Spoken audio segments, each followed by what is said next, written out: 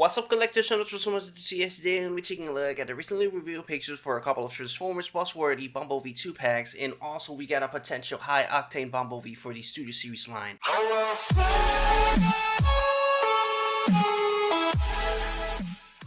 Jumping straight into the most interesting 2-pack of the 3 that I have to show you today. Here we have High Octane Bumblebee and Decepticon Stinger, and the Buzzworthy line is kind of irrelevant to the collectors that already own, the figures that I have to show you today. For example, me, I have no interest on picking either of them because I already own every single one of them. But the real value of this line comes when, the collectors kind of miss on a couple of figures. For example, Stinger was the first wave.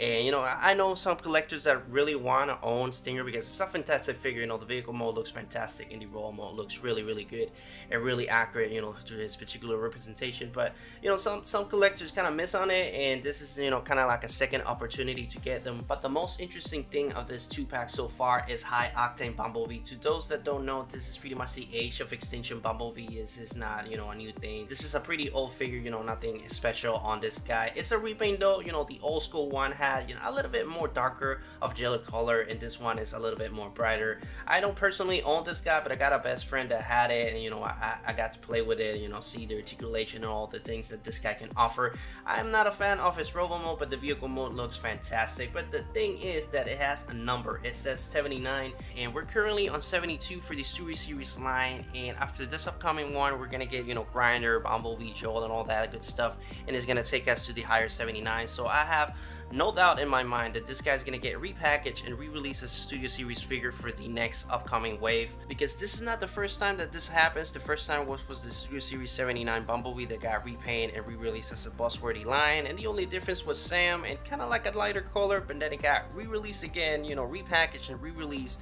as a Studio Series, and it's number 74. So I believe it's gonna keep happening. Every Bumblebee that comes out is gonna first come out as a Buzzworthy exclusive, and then it's gonna be repackaged and re-released to whatever line it was meant to be. Moving on to the other 2-packs, here we have Bumblebee and Dropkick from the movie Transformers Bumblebee, and I'm gonna be really honest with you guys, this Bumblebee sucks. This guy is one of the worst Bumblebees that we got so far for the Studio Series line, because the Studio Series line stands for movie accuracy, and this guy is not it. The mini wings that he has on the door panels, the articulation sucks. It kind of looks weird. I don't know. I don't recommend it. But for Dropkick though, it's worth the 10 out of 10.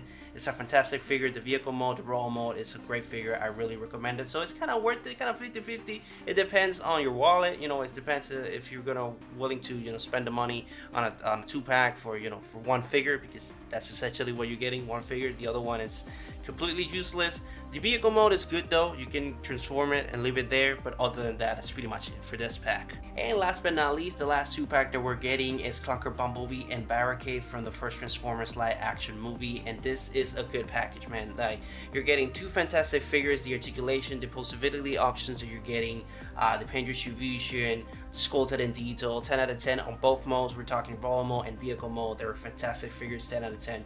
I completely recommend them. They're completely worth it. And also, one thing to mention is that the backdrop that they're getting is the same backdrop that they have for the Studio Series line, but it's extended, so it's a little bit larger. It can fit both figures, and on the display it's gonna look amazing. That being said, that brings us to the end of the video. I apologize that this is a shorter video, but you already know what all the figures that I presented here can offer, and I just don't want to waste your time. But that being said, as always, leave your thoughts in the comments down below. I'm really interested to know your opinion on the subject, especially if you want to go ahead and pick them up. This is a must-have, it's a pass.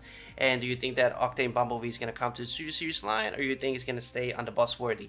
But that's pretty much it for the whole thing. I hope you enjoy. If you did, please leave a like. It really helps you to algorithm how some of my videos get out there in a while. So if you get any value out of my content, please subscribe, and I will see you on the next video.